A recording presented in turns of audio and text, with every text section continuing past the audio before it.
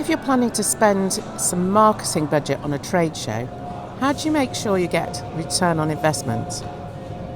Well, it's the start of day 2 of FutureBuild and the second of my 2 days here, and had a really interesting time yesterday. But thinking back on it and the people I met and the presentations I've seen and the stands I've seen and so on, I think I was thinking about if you are planning to spend some marketing budget on a trade show, maybe you do this often or it's something new you're thinking about. I think there are 3 things you should bear in mind. And so I'm going to tell you what those are now based on my experience today, because trade shows are changing and it's important that you get your return on investment. So the first thing to say is, number 1, is education, not sales. Now everyone wants to do sales, obviously, but the sales will come. But the things that are most interesting to attendees are the things that are educational. We've come here to learn about stuff. And so, for example, I really enjoyed watching Elaine Toogood and her colleagues talk about the various ways that that the Concrete Centre are looking at decarbonising concrete and learning about all the different ways that that's happening and the progress they've made. Although it's important to remember that you can't get too technical with an audience that you don't know their level of expertise. So when it got too technical, it was hard, but there were some really useful pieces of learning that I got from that 45-minute session. And of course, there was also none of this stick around for questions, but come over to our stand and ask us questions, because we're going to be there all day and you can pop in any time.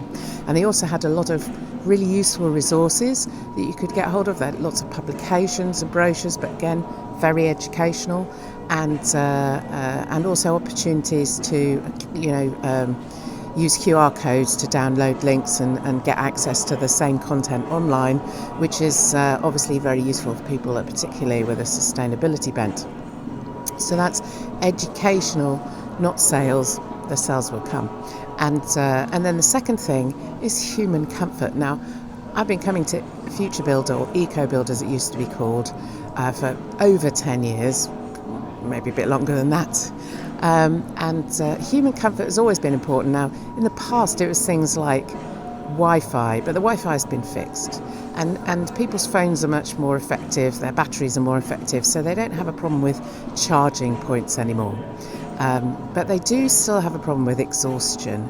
I mean, I know I did a lot of steps yesterday, and the opportunity to sit down is really valuable. And there are a lot more seating areas now than there used to be, which is very thoughtful. And of course, the other thing about seating areas is that other people turn up because they see you as they're going past. So that's human comfort. Think about how you can provide human comfort one way or another, depending on what you're doing. If you're speaking, and it's always a good idea to get an opportunity to speak if you can, then how can you connect that up to the stand that you've got, and provide human comfort on the stand and encourage people to come and satisfy their needs for a rest where you are. And then thirdly, there's spontaneity, because one of the things that happened was I was planning to go to about 6 different things yesterday, and I managed to make it to about 4, and then when I was heading to the next one, I ran into, completely unexpectedly, a former colleague who dragged me off to have a glass of wine so that she could bare her soul, and that was really advantageous to me as well. So somewhere to sit down, something to drink, and so I missed that. And I also missed the drinks later, because I needed a bit more energy to go off and have dinner. And I had dinner with a group of fantastic women, really interesting women who I'd never met before, thanks to one I had, and connected with them and shared our experiences and ways we could help each other. And they're just really good examples of how spontaneity, running into people, and I've run into some people I didn't expect to see here yesterday, and I'm sure I'll do it again, is one of the main reasons why people come to shows like this. So they're going to be walking around, They're going to spontaneously hit upon things. They're going to need to sit down. They're going to run into people that they didn't expect to see. And if you can think about those experiences and how to make them more positive by your presence at a trade show, I think that would be useful. So those 3 points are: 1, education, not sales; 2, human comfort; and 3, spontaneity. How can you support spontaneity? So I'm now imbibing on a little sustenance, and then I'll be heading into the hall when it opens in about half an hour's time for another interesting day of learning and meeting up with people. And maybe I'll see you there.